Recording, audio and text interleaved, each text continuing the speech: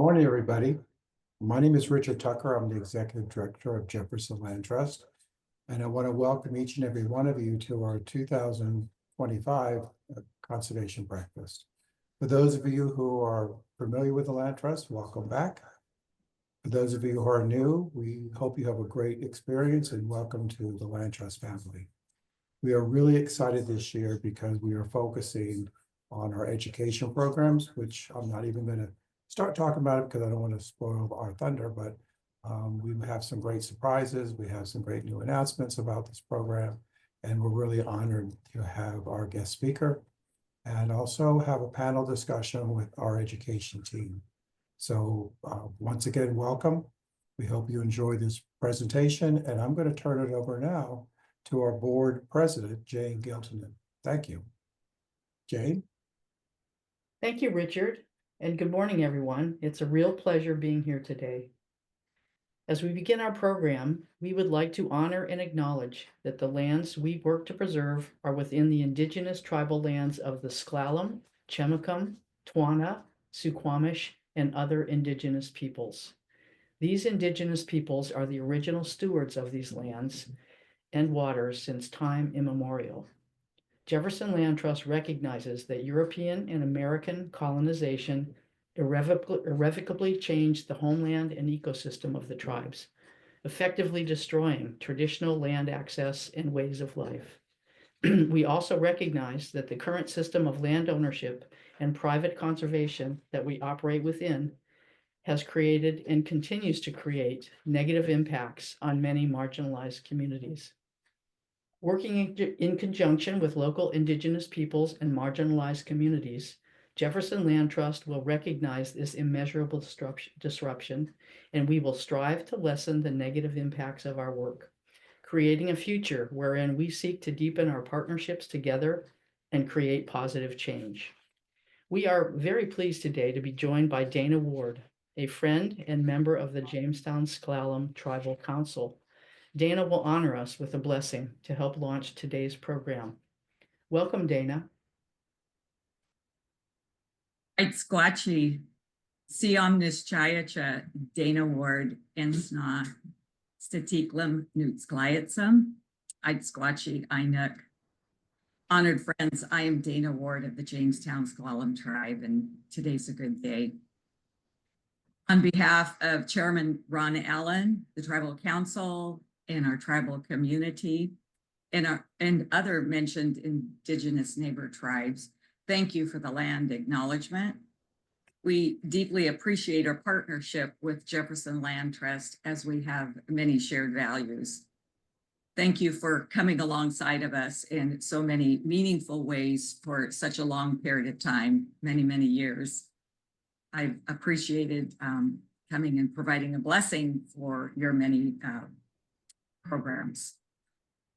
The S'Klallam people, as stated in your land acknowledgement, have lived in what we now call the Olympic Peninsula for thousands and thousands of years.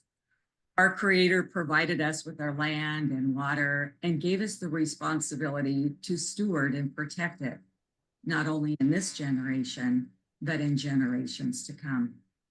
It's important to pass on our ways and our culture values to the next generations, the future generations. I appreciate your theme of this year's program, reconnecting kids and nature through outdoor education. We too believe this to be imperative. Teaching our children the ways of their ancestors is key to preserving our way of life, respecting the water, the earth, the sky, the elements of life. It's an honor and a privilege to walk our forests and harvest the cedar to make our baskets, and harvest the nettles, the berries, the roots to make our medicine. We appreciate the shared vision of the Land Trust as they endeavor to ensure this way of life persists. 2 weeks ago, I hiked up to Tawanamus Rock and visited. I hope many of you have been there. I felt the earth beneath my feet, knowing many of our ancestors and others had walked the same grounds and had their own experiences as they inhaled the scent of the forests. I heard the sounds of birds and creatures that inhabit the land. Jefferson Land Trust is our partner in preserving this piece of history for both the young and old alike. So thank you for your help in preserving and taking care of Tuanamis Rock. We thank you for what you do. Now it's my privilege to ask a blessing on this program today and on this group, this gathering. I would like to ask you to participate in your own way. So let's begin. Creator, today, we give you thanks for this beautiful day. We thank you for the warmth of the sun, and we thank you for the rain because it is sometimes necessary. Thank you for all that you have created for our good. Help us to better honor you and help us to be good stewards of all that you have created. May we better respect one another. May we better work together for the good of all. I ask for your blessing to be upon these people gathered today in the work that they do. Give us ears to hear and hearts to respond. Help us each do our part to better serve and better protect what you place within our sphere of influence. It is an honor, Creator, to ask all of this in your great and mighty name. Hotmanson, Hotmanson, Hotmanson. Thank you all. Thank you for the privilege of asking me to help open this up, and we appreciate our partnership with you, and you have a great program and enjoy your time together. Thank you. Dana, thank you so much for that moving blessing. It was wonderful. The Land Trust remains steadfast friends with the S'Klallam tribes and look forward to continued fruitful collaboration and partnership. And with that, it's my pleasure to be here with you today to celebrate conservation in our community. On behalf of the board and staff of the Land Trust, I'd like to thank our local businesses and organizations that make events like this possible through their sponsorship. Sponsors include Rainier, the Quilcene Lantern, Bar Car Mobile, the Jamestown S'Klallam Tribe, Seven Cedars, Kristen Manwaring Insurance, First Security Bank, Marrowstone Vineyards, Kitsap Bank, the James D. Scheinfeld Family Foundation, the Business Guides, Camp and Car, the Trust for Public Lands, the Leader, Wally Works Construction, the Hamma Company, the Food Co-op, Aldrich's, and Pacific Forest Management, Inc. I hope you'll join me in thanking and supporting these generous businesses that help our community thrive. Our sponsors have helped make today's event free to attend, but all the work and programs you will learn about today depend upon the generous support of our community. Thank you to those of you who made a donation with your registration. For those of you who haven't yet given, we hope today's program will inspire you to make your own donation. A link to donate is provided in the chat box that can be opened by clicking on the chat button located at the bottom of your screen. Before we welcome our keynote speaker, Richard Tucker, our Executive Director, has a very special announcement. Richard. Yes, thank you, Jane. This is an exciting time for this program. Each year we award the Fairbank Award for Environmental Youth Action.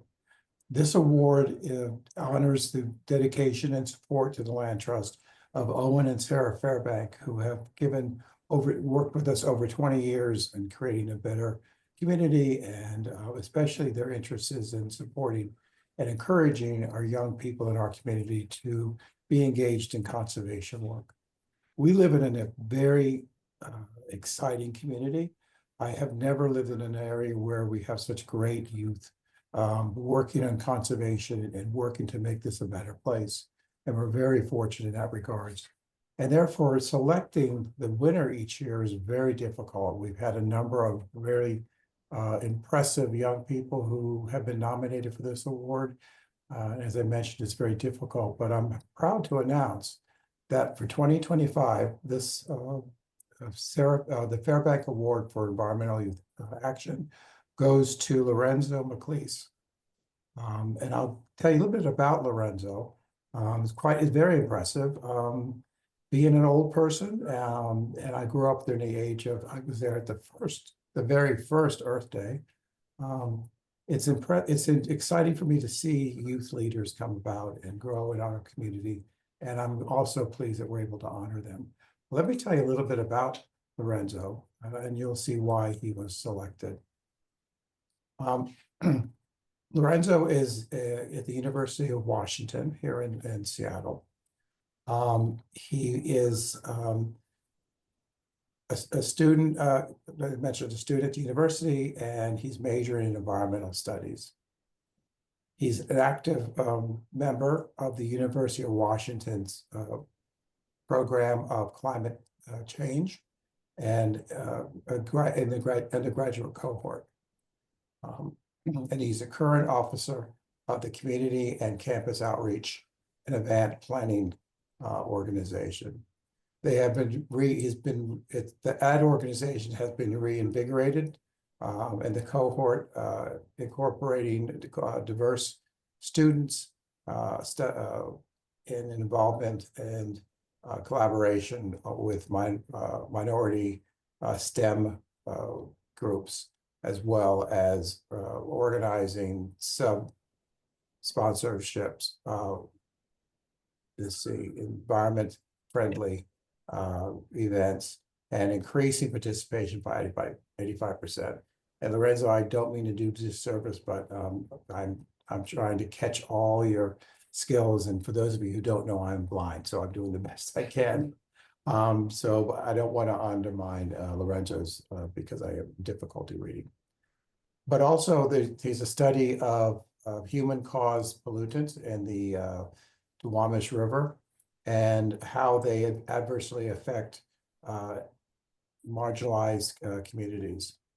In addition, Lorenzo has a research position with the NOAA, which is the National Oceanic Atmospheric Administration, studying current and future effects of climate change on the Alaskan groundfish and coastal populations.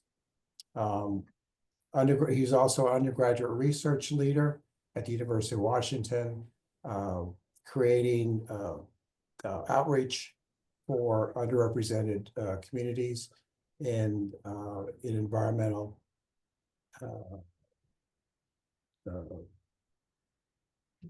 fields. I'm sorry.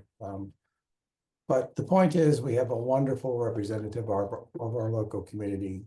As I said, it was very difficult, but we really appreciate Lorenzo's work in our community and what he's planning to do with his career through his studies at University of Washington.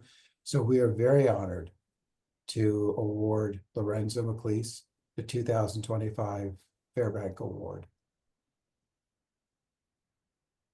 Lorenzo, do you want to say a few words? Yeah, thank you so much, Richard.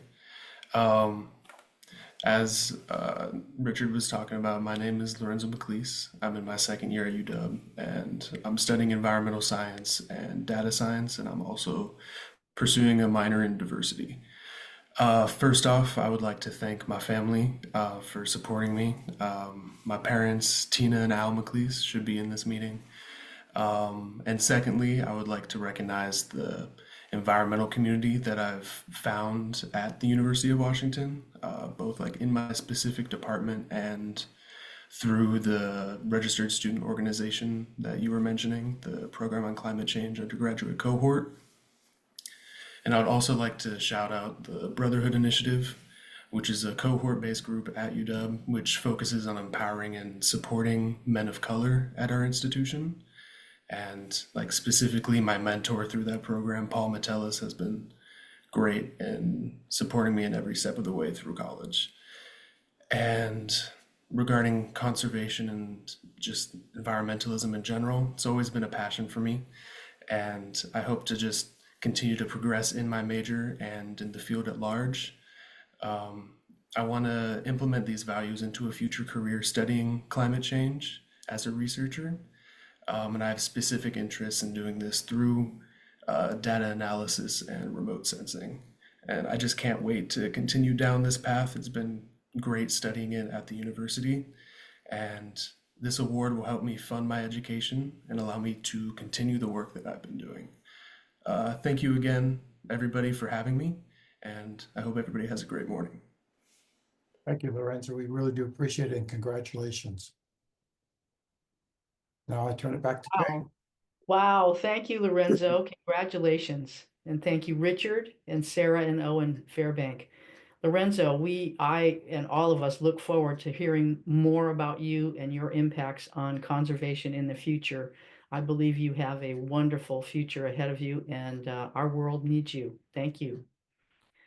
We're going to move on to the program now. We have a very exciting program in store for you today. While many of us instinctively know the power nature holds to restore, soothe, and inspire us, science is increasingly proving that this power is vital to our well-being, especially in young people.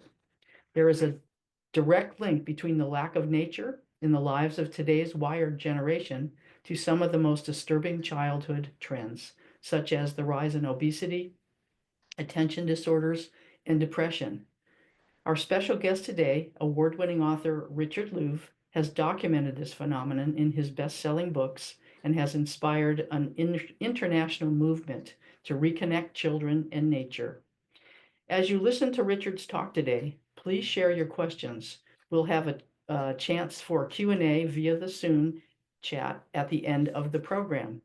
Also, we'll be giving away a signed copy of Richard Louv's book, Last Child in the Woods, at the end of this event. So please stay tuned until the end to be eligible to win.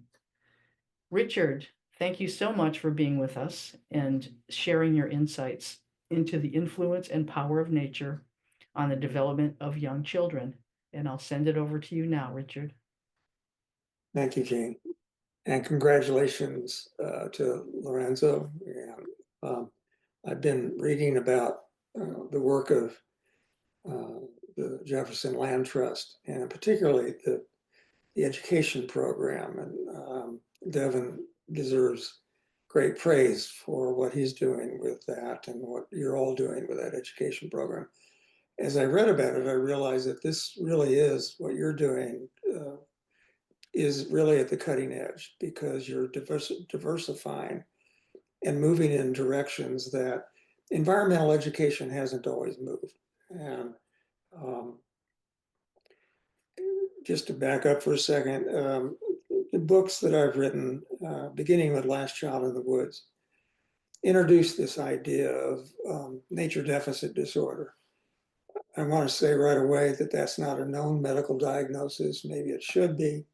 But it is a way to talk about what has been happening with kids, and to talk about what we now know about the importance of nature to child development and adult development throughout our lives. When I wrote Last Child, when I was researching Last Child in the Woods, I could only find about 60 studies in the whole world, and I had some good academics that were helping me look, that dealt with either the disconnect between children and nature, or more importantly, the benefits to health and to education and to well-being of time spent in nature for kids, but also for adults. I couldn't believe that something so large, is really literally the elephant in the room.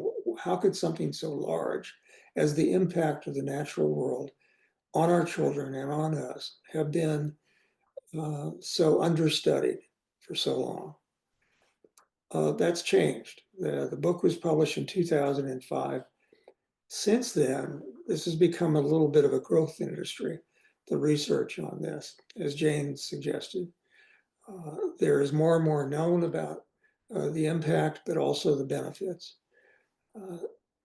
Among those benefits, and I should say the 60 studies that I could find at that point have now increased to over 1,400 studies. And you can read abstracts that are independently written on the Children in Nature Network website, which we built a research library there. To our knowledge, it's the biggest collection of research on this issue.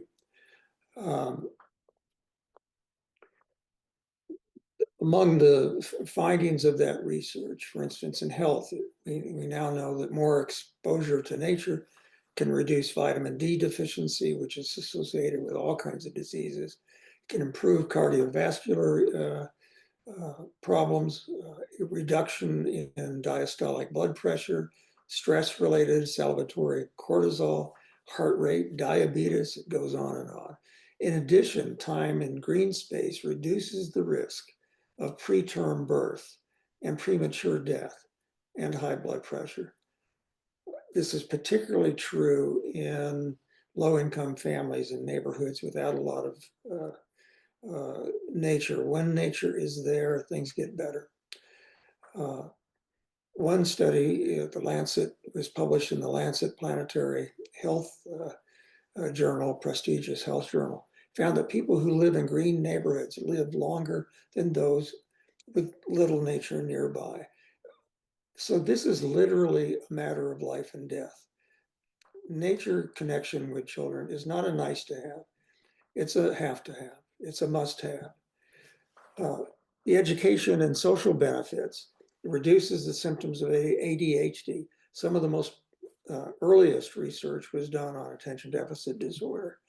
And that's been replicated over and over again, that just a walk through urban trees in an urban park reduces the symptoms of attention deficit disorder, with even among children as young as 5 years old.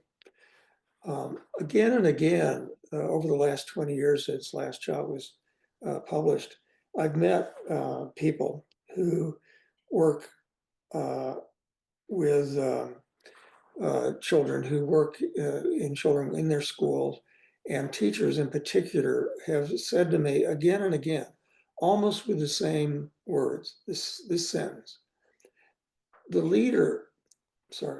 troublemaker in my class, when I get the kids outside into nature, the troublemaker becomes the leader, not just better behaved, the leader. And it's made me wonder, how many leaders are we losing because we're raising kids disconnected from the natural world? So many of those kids sitting at the back of the class wearing black and probably on Ritalin, and I'm not against Ritalin, but it doesn't solve everything, or Adderall or some other pharmaceutical. I wonder how many of those kids could be leaders in the future when we get them outside. I'm sure your program is, and the work of Devin and your education program is seeing that again and again. Play outside in nature is very revealing. Studies have been done of kids playing on a natural play space with grass, and, small hill they can roll down on, logs they can climb up on, maybe a garden, compared to kids playing in a traditional play space, the kind that many of us grew up with on concrete and asphalt. The kids in the natural play space, compared to the kids in the traditional hard surface playground, the kids in the natural play space, when they play, they're far more likely to invent their own games. That's the very essence of executive function, which is essential for not only for learning, but for entrepreneurialism later. We have to learn to be our own boss and to make up our own rules in a sense, to make up our own games in life. Even more importantly than that, some of these studies comparing these two kinds of play spaces have found that kids who play on a natural play space are far more likely to invite other kids who don't look like them or of a different race, a different culture, different economic status to play with them. So nature has a civilizing, ironically, a civilizing impact on us.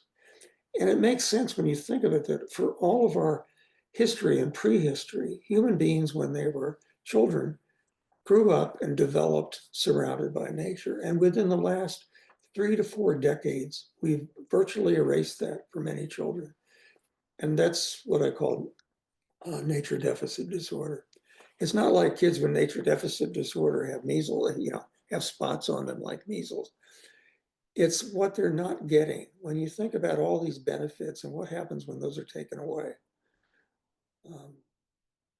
It also has a huge impact on environmental values. I woke up this morning, in fact, thinking about, I made the mistake of reading the news before I got up. And I was thinking how disconnected we now feel, in a sense, from reality. Up is down. Our kids certainly are feeling that, even before the recent year or so. The suicide rate among young children was going up very quickly. All kinds of morbidity, causes of morbidity were rising, and pediatricians saw this. In 2010, I was asked to give the keynote to the American Academy of Pediatrics, their national conference. There's about 5,000 pediatricians and other pediatric nurse practitioners and others. It was in San Francisco. And at first I was astonished that they would ask me to give that speech. A nature deficit disorder, really? And again, I led with this statement that this is not a known medical diagnosis. But they were far more open to it than I thought they would be. Their reaction was pretty amazing. One doctor went back to Washington, D.C., organized all the pediatricians in D.C. To begin to write nature prescriptions, literally to write prescriptions to go outside in nature. And they didn't stop there. They did a database of all of the open space and parks in Washington, D.C., so that the doctors could not only suggest to the parents that they get their kids outside, but they could turn to the computer and then turn back to the parents and say, there's a park a block and a half from your house, and here's what you can do there to fulfill your prescription. That idea of nature prescriptions has spread throughout the United States and now into Canada and other countries. What has happened in the last few years has been extraordinary. There's a movement that has emerged, and you are part of that movement. It was there all along. It was there before Last Child in the Woods was published, but it wasn't getting a lot of press. It wasn't getting noticed very much. Now it is. And people all over the world now, this isn't only in the United States. I've traveled in China, Brazil, Australia, many countries in Europe. And this is an important issue now among many folks. I should mention on education that some of the most important impacts are clearly on learning. As I mentioned before, a phrase that I've often used is the hybrid mind. I want to make clear that I'm not against technology, but we need a new kind of formula. And the thing that I say over and over again is the more high-tech our lives become, the more nature we need. The more high-tech our lives become, and they will become more high-tech, the more nature we need. It's a budgeting issue for schools and for families, not only of money, but of time. In any case, this movement has emerged. Teachers all over the world are excited about it. Land trusts, I think, are going to become increasingly important, particularly as funding is shifted away from many of the government programs, unfortunately. So private land trusts are going to expand in their importance. I'm involved with one here in Julian, California, where I live, to protect Vulcan Mountain.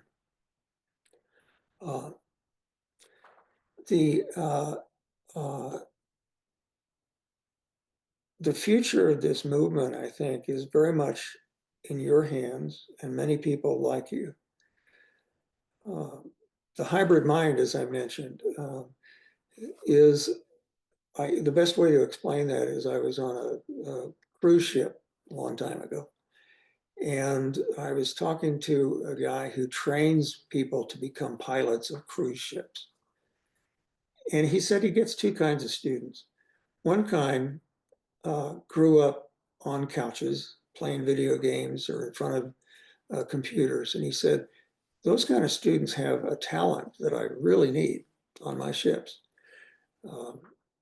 They're very good at the electronics. The ships are filled with electronics. He said the second kind of student grew up mainly outside or proportionally much more outside. And that kind of student also has a great skill that I need. That kind of student can tell where the ship is. He wasn't being facetious. He said literally they have a better sense of spatial direction, of spatial relationships. They can sense when the ship is getting too close to the dock. They can sense direction far better than the kids who grew up looking at screens. But the people who study the human senses no longer talk about 5 senses. They talk about conservatively 9 or 10 human senses. They all have names. Some of the people who study the human senses talk about as many as 20, 30, even 50 human senses. We have some of the abilities as humans of bats to make our way through a dark space using echolocation. We have some of the ability of bloodhounds. The study was done of college students, and they covered their ears and covered their eyes, and then they asked them to get down on all fours and follow a scent trail through the forest. They were amazingly capable of doing that with their eyes covered and their ears plugged through their noses. We have these abilities that we don't even know we have. And what is that and by the way, I should add, one of the things they noticed in that study that when the students were following the scent trail, they did something instinctively that all animals, wild animals do who make their living with their noses. They zigzagged to follow the trail. They kept losing it, following it, finding it, following it. And that's what animals do who make their living with their noses. But what are we doing now with kids? We're putting them in front of screens. We're putting ourselves in front of screens. And I'll be the first to admit that I'm addicted to Instagram. I'm sorry to say that, but it's true. Mainly the funny cat videos, by the way, which I think are the only thing right now holding civilization together. But when you think about what's happening, when we spend more and more of our lives in front of screens, and we put kids in schools in front of screens for more and more hours, we're asking them to push away as many of their 30 senses as they can in order to focus on 1 or 2 senses to allegedly go anywhere in the world through the internet. That to me is the very definition of being less alive. Now, what parent wants their child to be less alive? What teacher wants their child to be less alive? I don't think we do. I know you don't. In your program, what you do, both with the land that you've preserved, but also with your great education program, is fundamentally helping kids become more alive, protecting them from that deadening quality that we now experience. And again, technology is not inherently evil, but the more high-tech our lives become, the more nature we need. So I'd like to stop here. I'm not sure how far I've gone. I'd like to stop and ask for if you have any questions or discussion.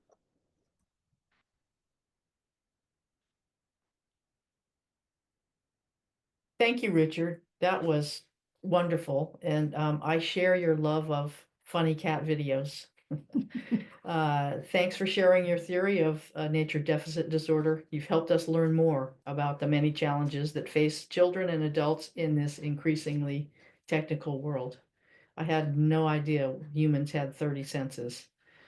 I'd like to encourage the audience now to send in questions via the chat box. Simply type them into the chat box and send them to the account that's named Send Questions Here. And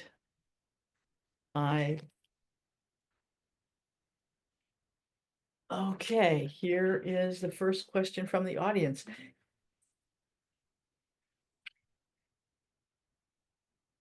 Can you pinpoint a time when or a reason why this phenomenon first occurred? Well, it's unclear. You know, there wasn't one day that it showed up, but I think within the last 30 years has been primarily that period of time. The causes of this are many. I always hesitate. You know, when a reporter wants to write a story about this, they'll call me and they have a tendency to want me to blame everything on screens, on technology, and there's plenty of that to go around. But it's also other issues. It's the bad urban design. I mean, we're lectured to take our kids on a walk, go outside, take a walk. In the San Diego neighborhood where my family and I lived before we moved to Julian, if you went for a walk where? Pretty soon you'd run into a freeway ramp. It's very difficult to find that kind of nature in urban places. It doesn't mean it can't or doesn't exist. It does. It exists in the alleyways. It exists in the cluster of trees at the end of the cul-de-sac, where to a small child, that can be the whole universe. It exists in the raptor that builds a nest, the ledge across the street in the most urban places. Having said that, one of the things we need to do to reverse this is not just take kids to nature, but create nature. Conservation is enormously important, but it's actually no longer enough. Now we need to create nature where kids live, learn, and play. And that means a new kind of city. That means redoing neighborhoods, bringing biophilic architecture into our schools and our workplaces, so that it's not just a question of going to a faraway place. By the way, when I was reading about your education program, I was so impressed that you raise money for buses. Again and again, when I've spoken to people who work in good programs like yours, they say the bus company is the biggest obstacle often.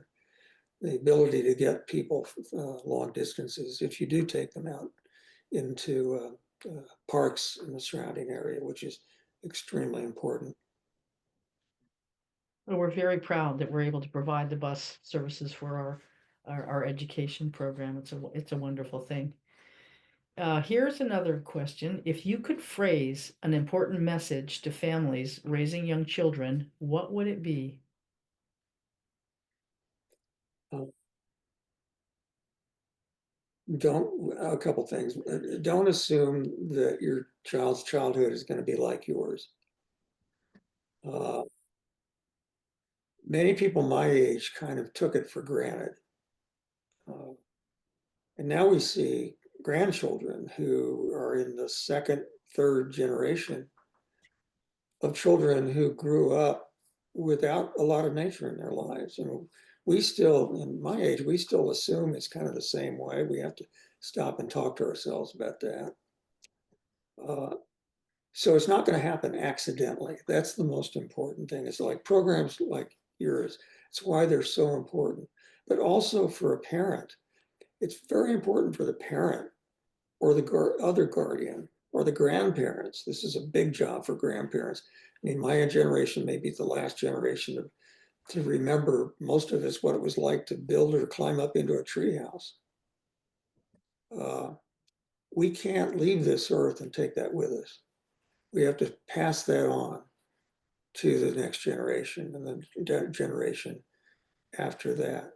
The final thing on this, and I followed up last child with a book called Vitamin N, 2 books, but one was called Vitamin N.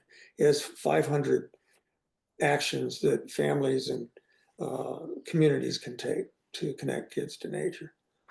It's one of those books I don't like to read, the 500 things you can do. But I felt it was needed, and so many parents were sending me so many great ideas and teachers that I needed to collect those and put them in a book. I think the most important thing is not to know everything as a guardian or a parent when you take your kids outside, or as a teacher. Particularly a small child, what the child will remember is not the name of the plant that you point out to the child, certainly not the Latin name of it.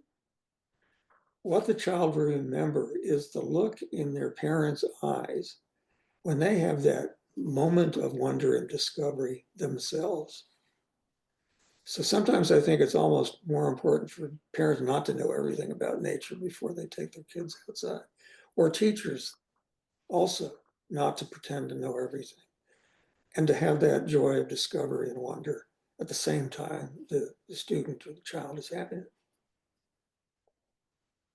Good, thank you. Here's another question. Can you provide sources/studies so that we can quote these statistics with families in newsletters and workshops that we might be a part of? Well, of course, a lot of these are in my books, and they're very carefully. I have very careful citations in them. But it's the reason we created this this library. The Children and Nature Network, which is childrenandnature.org, is the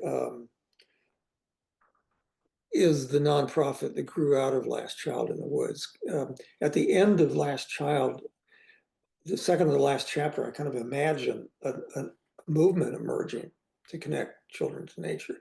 At the time, it was wishful thinking, but that very quickly, people started coming up to me when I was on even the initial book tour and say, okay, we're convinced, what do we do, buddy? And I was grateful to a small group of people who came to my rescue and created the Children Nature Network, which supports all kinds of programs that do this work. But one of the most important things we decided was that research that needed to be out there was not out there. It was often behind firewalls. It was in scholarly journals that you had to pay to read online even.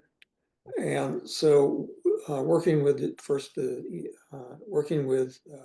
I think now the University of Minnesota, with some academics who independently write these abstracts with links to the original research.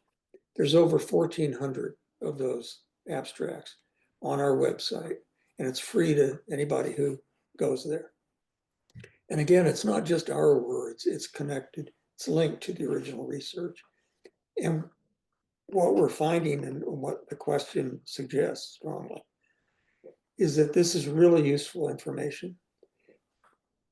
People are taking these studies to their school boards, they're taking that information to their mayors. There's actually now a movement among mayors around the country, the Children Nature Network and the National League of Cities, which represents about 18,000 mayors and other urban leaders, has a big effort of many cities that have decided to try to figure out what it means to be nature rich as a city. And how do you measure that over time in terms of health improvement, education improvement, and so forth. And then finally, how do you teach future mayors to make sure that their city, if it isn't already, becomes nature rich? And to make it part of their marketing DNA, by the way. But all that research is available, and we add more to it every month. As I mentioned earlier, it's kind of a growth industry now. Well, thank you. Can you tell us the name of your website so people can go there and access these studies? It's the Children and Nature Network, and it's childrenandnature.org. childrenandnature.org. Childrenandnature.org. Thank you. Here's another two-part question. I'm curious if, number one, nature deficit disorder is a global issue, and two, what is the relationship with levels of affluence and privilege to nature deficit disorder? It is global, and it does transcend even, economic divisions.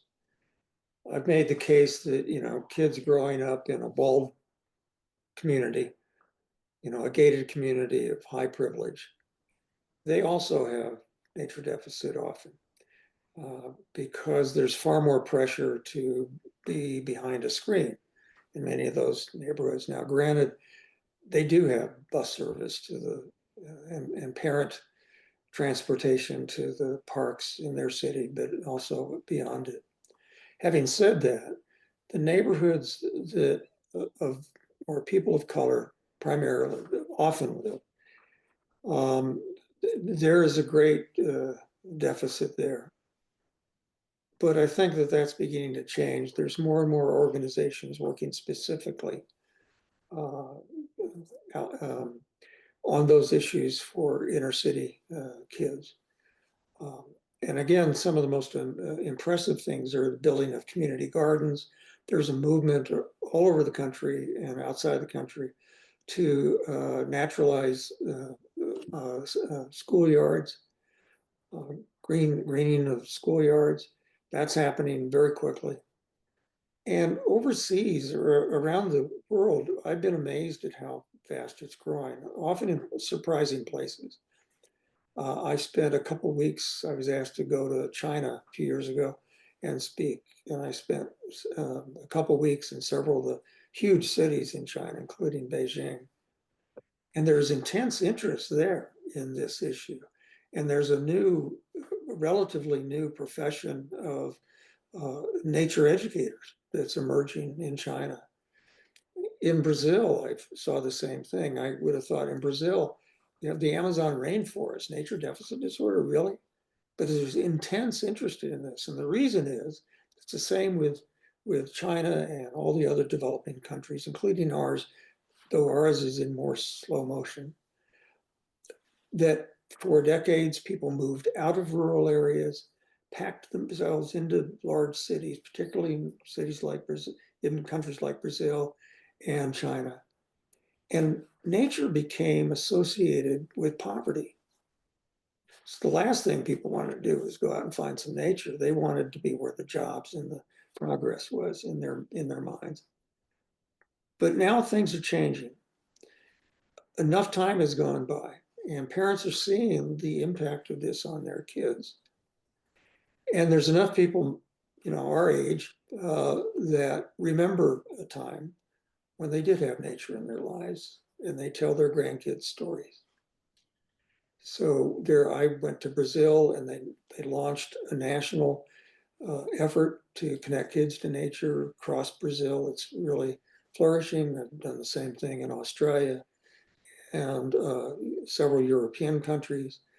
Even in the UK, where there is a tradition of having small villages and nature, they're taking it very seriously and have launched campaigns there. So it is very much a worldwide movement. Great, thank you. Interesting that, living in nature was once thought to be not having made it. You want to be in the city and live in an urban environment to feel like you've made it. And now that trend seems to be at least balancing out, if not reversing. I have a cousin who made that very comment. He lived in New York City, came to visit me in the woods and said, "There's way too many green things and trees here. I need to go back to all the concrete." We have one last question for you, Richard. It starts with a personal anecdote and then ends with a question. When I grew up in the 50s and early 60s, we were outside all day, sometimes packing a lunch and eating it up in a tree. Nowadays, parents are reluctant to allow their children that freedom out of fear of abduction or harm in other ways. How do we solve that? I think one of the most important things we need to keep in mind is we can't do it alone as parents. There's this assumption, and it's not only on this issue, but many issues, that parents need to do it alone. They can't do it alone, particularly with what we're up against. And stranger danger is one of the main reasons for this withdrawal into buildings, inside. And by the way, there's an implication there for democracy itself. I've written about this recently, which is, believe it or not, to have a healthy democracy, you have to go out the front door and get to know your neighbors, and not just your human neighbors, your other than human neighbors too, if you're ever going to vote with any intelligence on environmental issues. So we have this assumption that we have to do it alone. One of the examples of not doing it alone, in addition to programs like yours, is something called family nature clubs. And this started about a few years after the book came out, where we started hearing about families that were banding together and agreeing to call each other when they wanted to go take a hike, for instance. And they formed these groups called family nature clubs. And so when somebody wanted to take their family out for a hike, but had that fear, they would call several of the families on their list. And 5, 10, sometimes even 20 families would show up, and they would experience nature together. They would go on that hike or go fishing or some other thing. There's a couple benefits to that. One is you don't need a giant grant from a foundation or from government to do it. There's a free toolkit on the Children of Nature Network that you can download on how to start your own, and you can do it tomorrow. You don't have to wait for a big chunk of money. The other benefit, and this is very important, is that there's perceived safety in numbers. We can't do it alone. When you're with other parents and other families, and also interesting things happen. The kids are off doing things that kids have always done in the woods, and the parents turn to each other. This builds social capital. This builds friendships and connection among parents.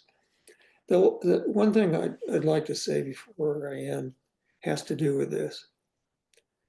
One of the most important issues that's not frequently mentioned when it's associated with this issue is the epidemic of human loneliness. I wrote about that in Last Child. At the time, there wasn't very much attention. Now you're seeing a lot of stories finally about this epidemic of human loneliness, of human isolation. It turns out that many of the same diseases that are associated with human loneliness and isolation are also associated with smoking and obesity. That our loneliness as a species, our species loneliness, is literally killing many of us. It's even killing children. The pandemic really, I think, in many ways drove that home to us. During the pandemic, many of us in isolation started looking out the window and realizing there were birds in the tree right outside the window. Now, we'd always known there were birds there. We'd always seen, but had we really looked? And I've heard from a lot of families, and I've written about this, that when they were in isolation and they would look at those birds, they would see the fox or the possum moving through their backyard and making eye contact. They suddenly did not feel so alone.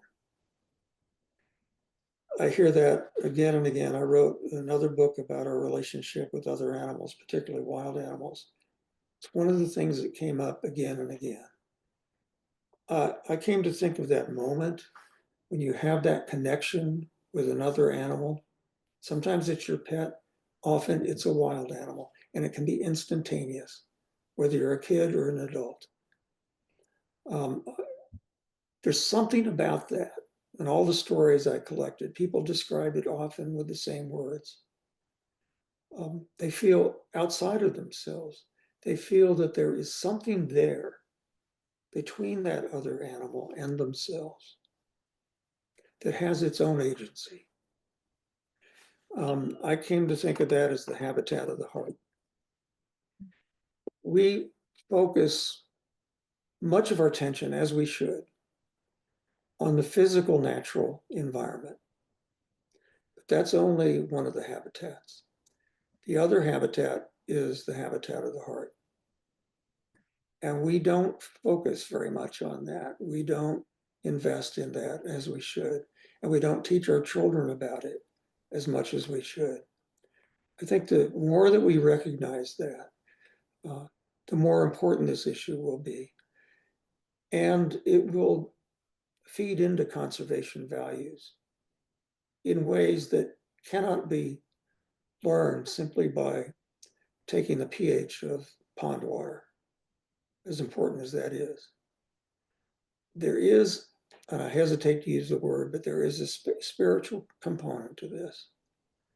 You know, when we look into the eyes of another animal, and when we recognize that we are not alone in the universe, it obviously has religious implications, but we're surrounded by a great conversation. And within the last 15 years, science is really showing this. The mycelium, the fungi that hold whole forests together, communication among trees happens underground in the fungi. Animals, wild animals, communicate with each other, both within their own species and also across species, and also with us in ways we're only recently learning about. We're not alone in the universe. And so those two habitats, the physical natural habitat, we need to focus, I think, increasingly also on the habitat of the heart.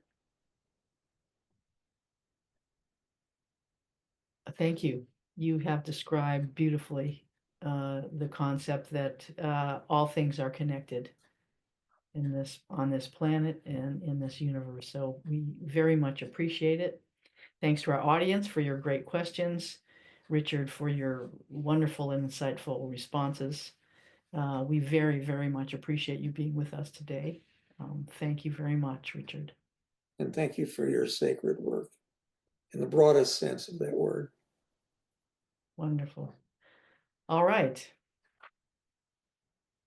Richard's remarks are especially resonant for us this year as we, the Land Trust, expands our outdoor educational program to nurture a deep love of the land in our community's youngest members.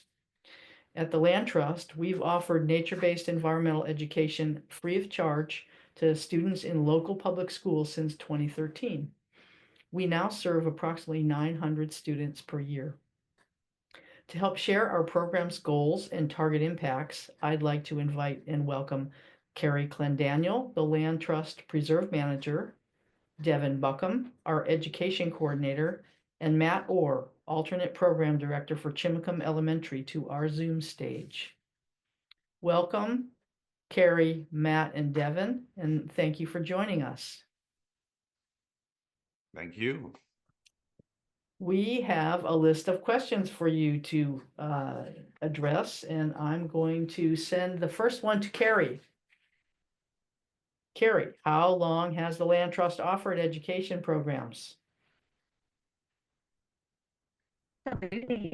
We have been working with our public school over the past 12 years, and that work has certainly evolved over that time, but that's when we really got started meaningful and lasting way. Okay, Carrie, your sound is breaking up a little bit, so I'm going to move on. And Devin, this one's for you. It's a long question. As both a community educator and in your new role as our education coordinator for Jefferson Land Trust, can you share the value of these education programs to the community that you're involved with? Yes, thank you. And to piggyback on what Carrie was saying, the Land Trust has been doing this work for about 12 years now. And it started as a collaboration with the local school districts. So when I came into this role as the education coordinator recently, I've been taking over 12 years of amazing work of building these programs. And I'm really excited to be, as an educator, to be in a position to continue this work forward. In my prior position as a community educator, I worked directly in the classroom with students, and I could see the way students would interact with concepts was really based on their ability to access the concept. So, students might struggle in the classroom, whereas when we brought them outside and they're able to experience the concepts in the real world and put their hands on it and get to ask questions and be a part of the process, it really did change their ability to access that. When I came to the Land Trust and got to see the other side of this, I really realized that there was so much work that goes into this that is kind of under the surface. And the biggest part of that is building that accessibility. So a lot of our programming is designed to meet the specific needs of the school district and the grade level in collaboration with those teachers. And there's a lot of planning that goes into that, a lot of design and a lot of intentionality in order to make sure that we can serve both the grade level need, but also the specific student needs. And as an educator, it's so important to me, both as an educator and as a community member with children in the school districts here, that these kind of programs are around and available to them, because oftentimes for students, this is their ability to access outdoor spaces. Great, thanks, Devin. Matt, here's one for you. As a classroom teacher, how does the work on Jefferson Land Trust support your students' learning? Oh man, there's so many different ways. I've been teaching. I've only taught at one school district, and it's here at Chimacum for the past 12 years. And the opportunities that we have with the Jefferson Land Trust have been it's just been incredible. I want to quickly go back a couple seconds or a couple minutes when Richard was talking about technology and nature and how like just creating a balance in between those two. I think that we need to have students that are technologically savvy, but I also believe we need to have kids that we need the kids to have a connection to place. I think that is the most important thing that the field trips that I've been involved on provide to the kids, who live here, but they don't have a connection to this place. I mean, we can go down to Chimacum Creek and be in the pagoda at the Illahee Preserve and watch the salmon spawning up the stream. Or we could go to last year, I took a class to Snow Creek, and we were planting native species of trees and plants to restore this beautiful area that at one point was totally changed by, to suit the needs of mankind and farming. We took this creek and made it straight, and now they changed it all up, and we got to be a part of it. And it wasn't overloaded with like heavy hitting scientific messages. It was just about, we're planting trees, we're making changes, and kids got to be a part of that change. I think it is, and speaking into what Richard talked about and what Devin was just talking about, is it builds community. The kids get to connect with other people in our community that they might not have had a chance to connect with. Carrie is a wonderful educator, wonderful leader. So many things, real world things that really matter and are just as important as, learning some sort of some math and reading and writing, but to get out and make connections with the space. I think that is incredibly important, and we need more opportunities. And we are very lucky to live in this area and to have these opportunities so close to us. Yeah, so important. Thank you. I know I would have loved as a school-age child to have some of the opportunities that the kids around here have. It's quite wonderful. Carrie, is your sound any better? Otherwise, I'll send another question to Devin. We could give it a try. Can you hear me? Still not very good. So I think we're gonna put this one on you again, Devin. How has the demand for educational programming changed over the course of your work? And what are some of the ways that the Land Trust has met those needs, such as buses, ADA, trails, rain gear, etc.? Great question. So initially when these programs were originally created, they were very kind of small projects. And over the years, there's been more and more demand from the public schools for access to these programs, but also to develop the collaborative teams in order to make sure the programs are meeting the school district's needs as well as the students' needs. And through that process, over the 12 years, we've identified a lot of barriers to accessibility, including mobility issues. So we have preserves that have ADA accessible trails and facilities so that we're able to meet students with specific mobility needs. We've also gone to the lengths of figuring out ways that we can make other preserves more accessible, as well as making our program materials accessible for students based on where they're at. Additionally, we've purchased rain gear for students. So if we do have a rain event during a field trip, that's not a reason to stop a field trip. We're also expanding other ways that we can work with the school districts to increase that accessibility. Great, wonderful, wonderful. Matt, what do Yes. students bring back to the classroom engaging in these programs, other than insects? Oh, leaves. Sticks. No, they actually, it's all pretty much, it's described at the beginning is that we don't want to be bringing back a lot of stuff. I think that actually the thing that we bring back the most is garbage. You know, we find that's always been something as long as I've been involved with field trips with Jefferson Land Trust. It's like we pick up things and we always try to make the place a little bit better than we found it. It was really hard because these places that we go are so well taken care of. I think they bring back a grittiness, you know, that is just not or that really needs to be developed, you know, that again, that connection to place, and even though there is provided there's shelters if it's really nasty weather. I mean, I guess there's no really nasty weather, there's just inclement weather. The rain gear, boots, the things that are provided, but just being out in the elements is providing these kids with a grit that they just don't have. I mean, if it's raining, or maybe if it's too sunny, they stay inside. Well, we're teaching them to prepare to be outside, be out in the world. You can do this. It's not such a bad place, even if it's a little bit sprinkly or if it's pouring down. Oh man, character. You know, it builds so much character with these guys. So many opportunities to be curious that just don't exist in a very protected classroom environment. I mean, that's kind of the definition of a classroom. It's a very safe place.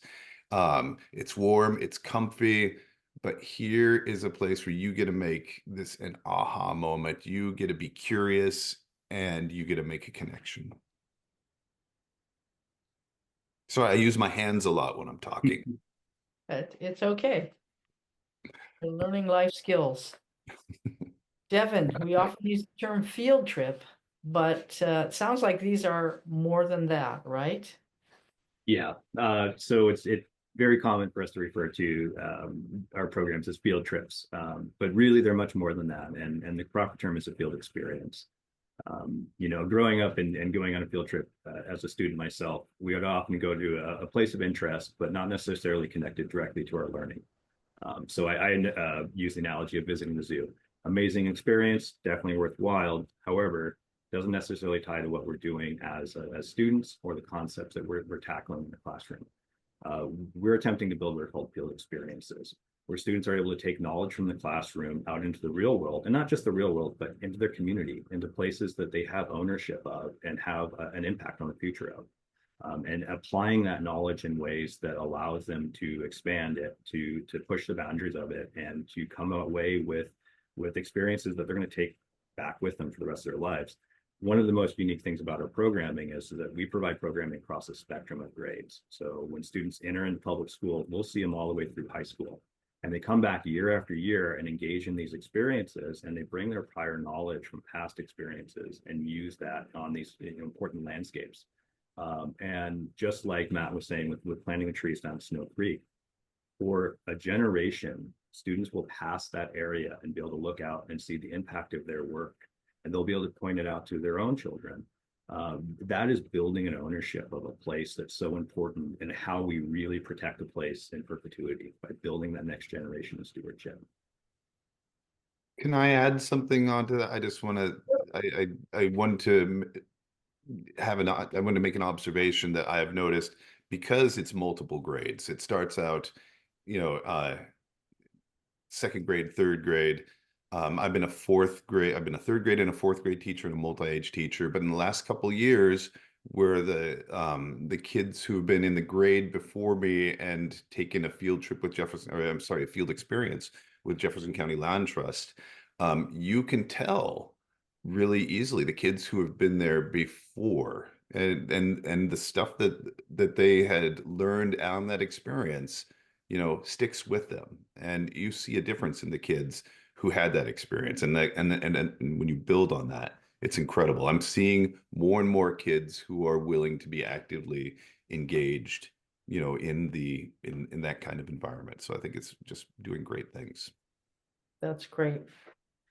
Carrie, I hear we may have you better audio. We're gonna give it a go. Okay, we can hear you clearly.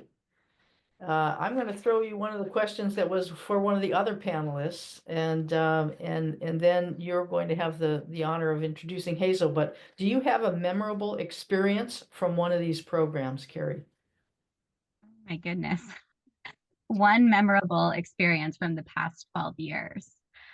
Well, you can do 2 or 3 if you'd like.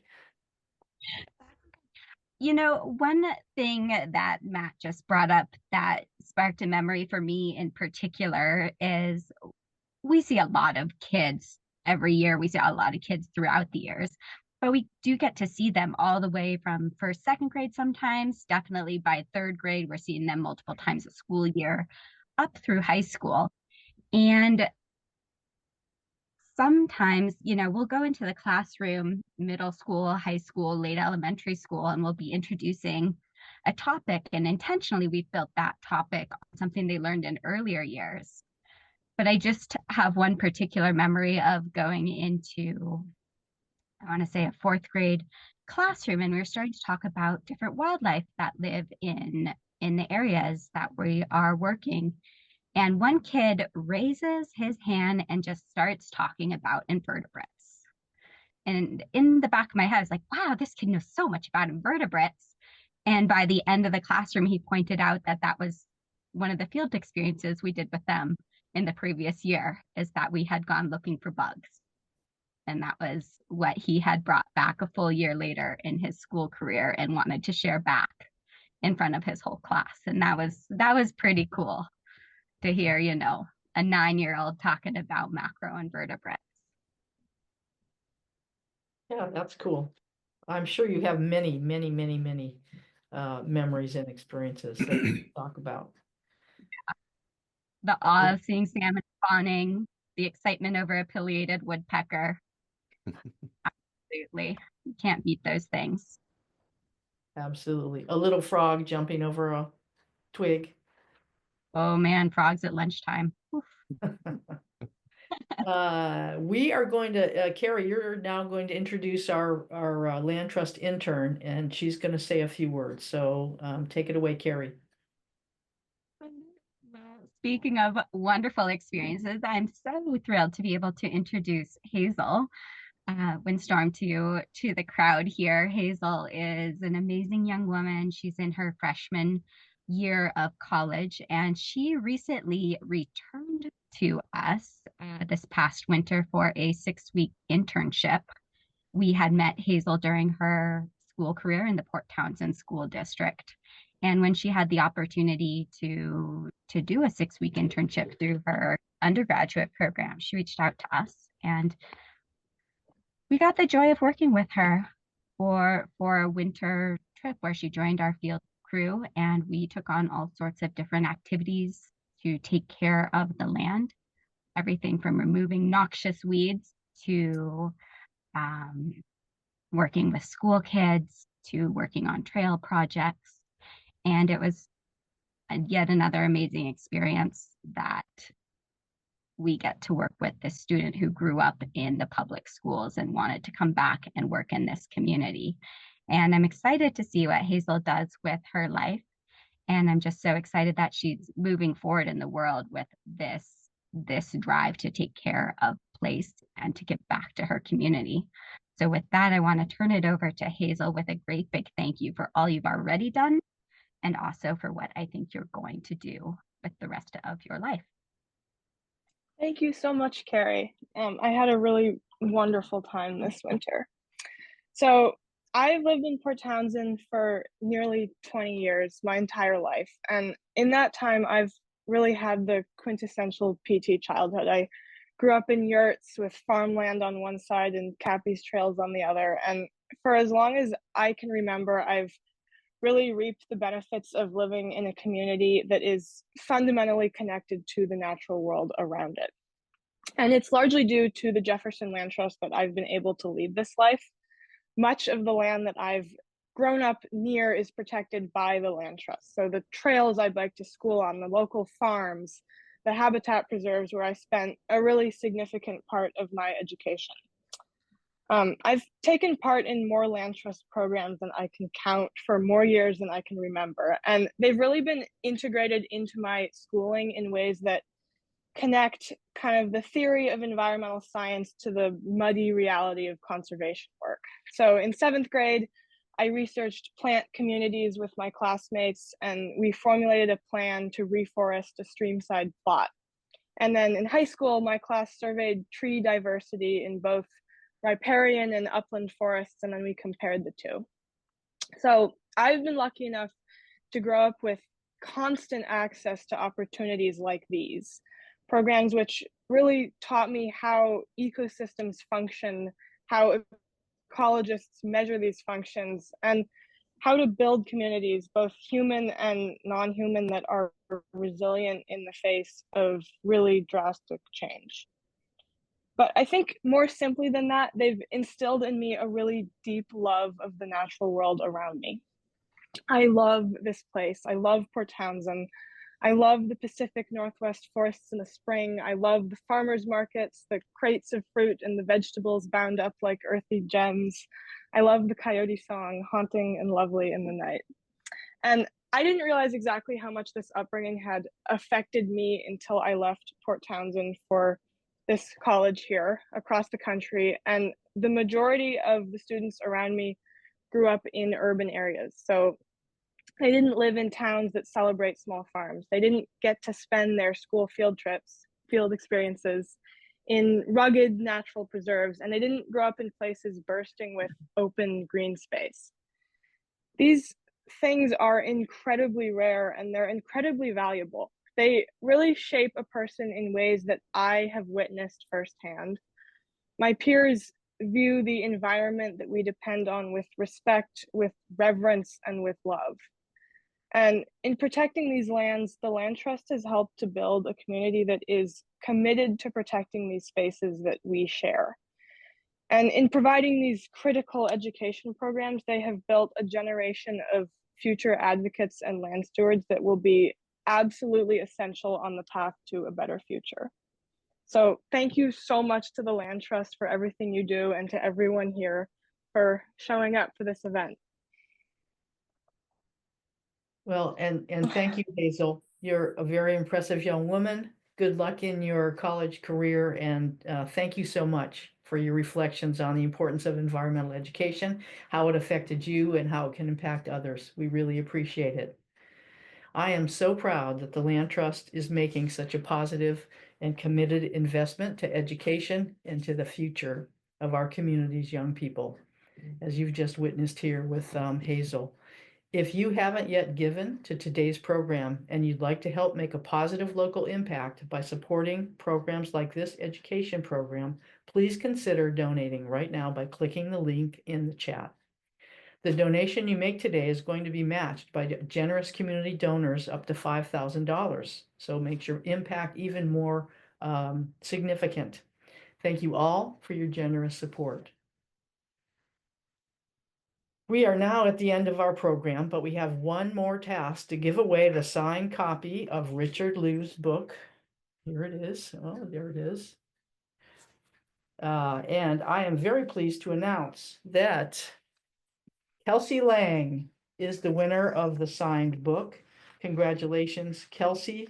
We will be in touch to arrange for you to receive your book. And thank you to you all for being with us today and for supporting our work, however you can. Jefferson Land Trust is proud to be community-led and community-powered, and you prove that to us every day with your support. Thank you so much. And I'm going to send it over to Richard Tucker for our closing. Richard. Thanks, Jane. I'm really appreciated having this breakfast focusing on our education programs. I'm a huge advocate of environmental education programs, getting kids outdoors. And I had an ally when I came here 10 years ago with Carrie. We have some great new programs around education with the community, with children, with families, and also with other adults. And so stay tuned. But I want to thank everybody who participated today. I want to thank our speakers, our guests. I want to thank the audience. I also want to thank our board of directors who make this work possible by supporting us in some of our crazy ideas, but also just support us and help us manage our organization and growing it. So thank you, everybody. Have a great day. We really do appreciate you, and we appreciate our community. So thank you.